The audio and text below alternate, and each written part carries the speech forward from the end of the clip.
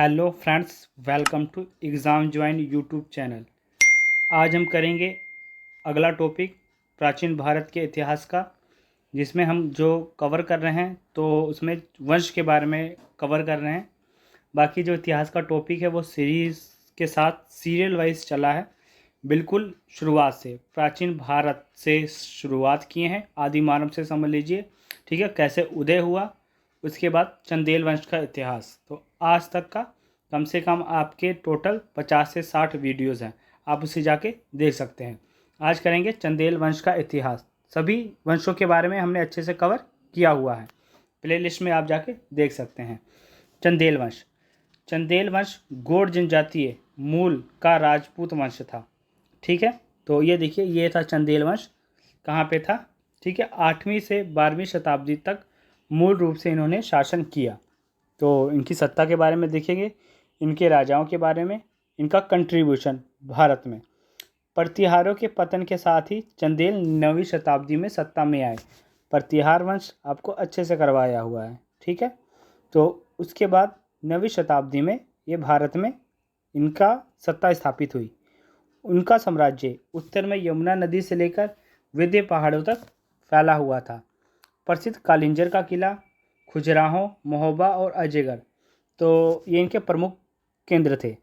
बाकी जो चंदेल वंश का जो इतिहास रहा है वो ज़्यादातर जो इनका ऑक्युपाइड हिस्सा है वो है मध्य प्रदेश का। ठीक है, मध्य प्रदेश में ज़्यादातर स्थानों पर इनका शासन रहा है। खजुराहो के मंदिर के निर्माण के लिए चंदेल अधिक विख्यात है। खजुराहो का जो मंदिर है उसके लिए बहुत अधिक विख्यात है। खजुराहो इनकी राजधानी थी, जो कि मध्य प्रदेश का छतरपुर जिला जो प्रेजेंट में है वहाँ पे है। तो इनकी राजधानी भी यही रही काफ़ी समय तक। चंदेल पूर्व मध्यकाल में हिंदी की देवनागरी लिपि का अपने अभिलेखों में प्रयोग करने वाले प्रथम शासक थे। बाकी के भी अभिलेख मिले हैं। वैसे तो अभिलेख के बारे में आपको एक अलग से वीडियो दी है कि अभिलेख होते क्या हैं, जिसमें हमने शिलालेख, गुहालेख और शतमलेख करवाया है। ठीक है, उसके बारे में आपके लिए अलग से वीडियो आई थी, जिसमें हमने चंद्रगुप्त के शासन के बारे में किया था। ठीक है, उसमें है। तो इन अभिलेखों में जो देवनागरी हिंदी का प्रयोग पहली बार अगर किसी ने किया था अभिलेखों में, तो वो चंदेल वंश था। ये इम्पोर्टेंट है। ठीक है, ये बाकी अलग अलग थे, जैसे कोई कोई बौद्ध धर्म के मानने वाले शासक हुए तो उन्होंने अपनी प्रकृति लिपि या और लिपियों का प्रयोग किया। तो इस प्रकार जो चंदेल वंश से इन्होंने हिंदी लिपि का प्रयोग किया था अपनी अभिलेखों में। ठीक है, अब आगे ये देखिए, ये मंदिर खजुराहो में है स्थित। ये मंदिर काफ़ी वास्तुकला का काफ़ी मेन बोला जाता है इसे। तो ये मंदिर वहाँ पे स्थित है। अब आगे देखते हैं। इसी मंदिर के बाद ही जो चंदेल थे वो ज़्यादा फेमस हुए थे इस मंदिर के निर्माण के बाद। आगे चंदेल राजवंश के राजा, तो पता आपको सब होना चाहिए कि कैसे कैसे इनके राजा हुए हैं। बाकी जो हमने करना है वो एग्ज़ाम के पॉइंट ऑफ व्यू से करना है।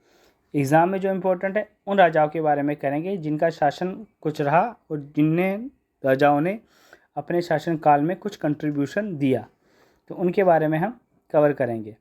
नैनुक 831 से 845 ईस्वी, जिसे संस्थापक बोला जाता है। ठीक है, बाकी चंदेल राजवंश देख लीजिए, 831 से 1203 ईस्वी तक रहा।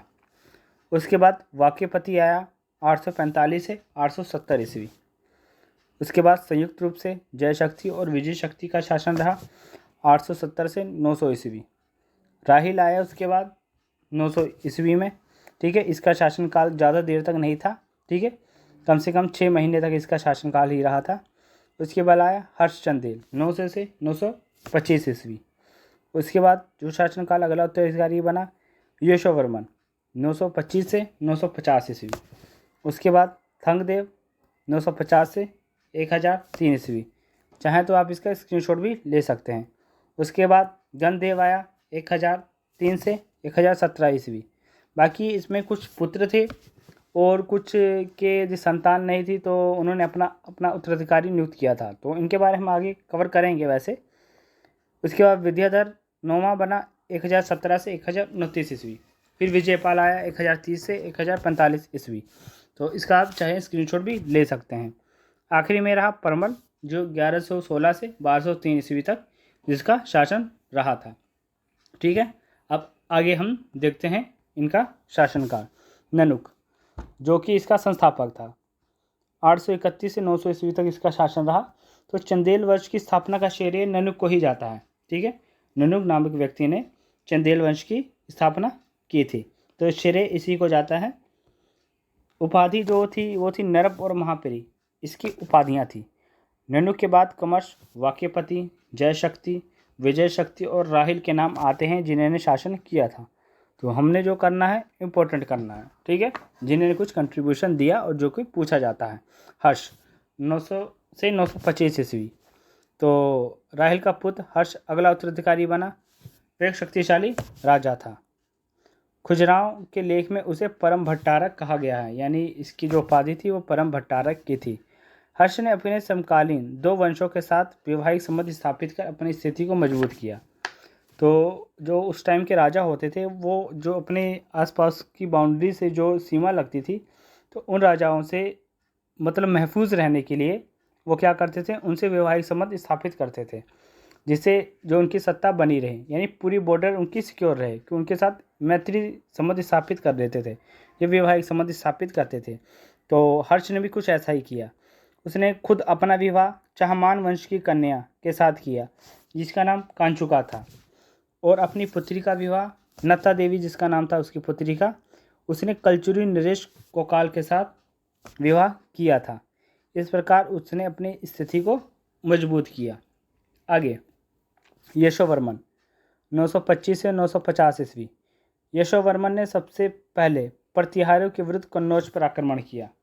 ठीक है, सबसे पहले इसने प्रतिहार के विरुद्ध, प्रतिहार वंश आपको करवाया है, राष्ट्रकूट वंश ये भी आपको करवाया है। उसके बाद उसने राष्ट्रकूट से कालिंजर किले को जीता।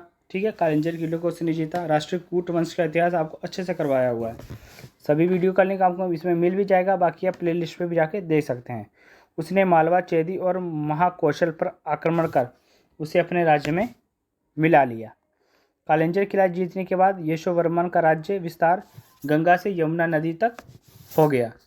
ठीक है, अब आगे खुजराव में प्राप्त लेख के अनुसार यशोवर्मन को गौड़, खास, कौशल, मालवा, चेदी, कुरु और गुज्जर आदि का विजेता माना जाता है, यानी इसने इन वंशों को पराजित किया था। यशोवर्मन ने, ठीक है, खुजराव में एक विशाल विष्णु मंदिर जो कि कंदारिया महादेव मंदिर के नाम से विख्यात है का निर्माण करवाया। यशोवर्मन की मृत्यु 950 में हो गई और उसका अगला उत्तराधिकारी थंगदेव बना। ठीक है, वो उसका अगला उत्तराधिकारी था थंगदेव। 950 से 1002 ईस्वी तक इसने शासन किया। ये था यशोवर्मन का, ये पुत्र था। ठीक है, जिसका वर्णन खुजराव और न्योरा अभिलेख में मिलता है। ये देखिए अभिलेख कुछ इस प्रकार के होते थे कि इनसे इनकी सत्ता के बारे में पता लगता था। ठीक है, वो एक पत्थर पे यानी लिपि लिखी हुई होती थी जिसे कोई मिटा नहीं सकता था। बाकी अच्छे तरह अगर आपने देखनी है तो प्लेलिस्ट पे जाके देख सकते हैं, क्योंकि 3 तरह के अभिलेख हैं। ठीक है, स्तंभ लेख, शिलालेख, गुहा लेख, और किन किन राजाओं ने किस प्रकार निर्मित किए हैं अच्छे से इसमें करवाया है। ग्वालियर विजय थंगदेव की महत्वपूर्ण विजय बताई जाती है। ग्वालियर मध्य प्रदेश में ही है। ठीक है, तो उसकी विजय महत्वपूर्ण विजय बताई जाती है थंगदेव की। सबसे पहले कालिंजर को इसने अपनी राजधानी बनाया था, बाद में उसको राजधानी स्थानांतरित करके खुजराव में कर दिया था थंगदेव ने। थंगदेव का जो साम्राज्य था वो कैसे फैला हुआ था वो देखिए।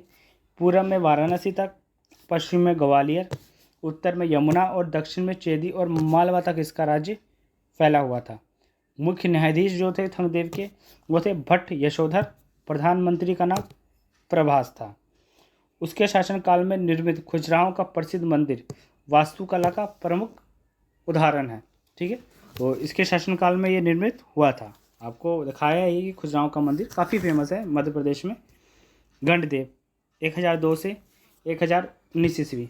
तो गणदेव इसका शासनकाल। थंगदेव के पश्चात उसका बड़ा पुत्र गणदेव अगला उत्तराधिकारी बना।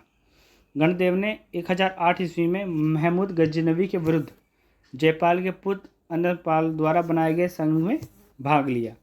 ठीक है, तो ये कुछ राजा मिलके महमूद गजनवी के विरुद्ध लड़ाई लड़ सकें, तो इस प्रकार इसने अनंतपाल के द्वारा बनाए गए संघ में भाग लिया। विद्याधर 1019 से 1029 ईस्वी अगला शासक बना। गणदेव के पश्चात उसका पुत्र विद्याधर अगला उत्तराधिकारी बना। तो मुस्लिम लेख में इसे क्या बोला गया है, चंद्र और विद्या के नाम से भी जानते हैं विद्याधर को। विद्याधर के समय गजनवी ने चंदेलों पर आक्रमण कर उसे असफल कर दिया। ठीक है, विद्याधर के समय गजनवी ने चंदेलों पर आक्रमण किया, परंतु जो गजनवी थे वो इसमें असफल रहे। इसमें जो विजय हुई वो विद्याधर की ही हुई थी। कीर्तिवर्मन 1060 से 1100 ईस्वी। तो कीर्तिवर्मन तो देववर्मन के बाद में उसका छोटा भाई कीर्तिवर्मन राजा बना था। ठीक है, तो देखिए ये सन का आप देखेंगे इसमें, तो इसमें है कि जो जो इम्पोर्टेंट है राजा, किसी ने कुछ बनवाया या कुछ किया तो हमने वही कर रहे हैं, क्योंकि एसएससी या कोई भी एग्ज़ाम हो तो इसमें जो इम्पोर्टेंट है वही पूछा जाता है, उसी को हम कवर करेंगे। तो कीर्तिवर्मन अगला राजा बना जो देववर्मन का छोटा भाई था। तो महोबा के निकट क्षीर सागर झील का निर्माण कीर्तिवर्मन ने करवाया था। ठीक है, तो इस प्रकार इसने कुछ कंट्रीब्यूशन किया तो इसको हमने ले लिया।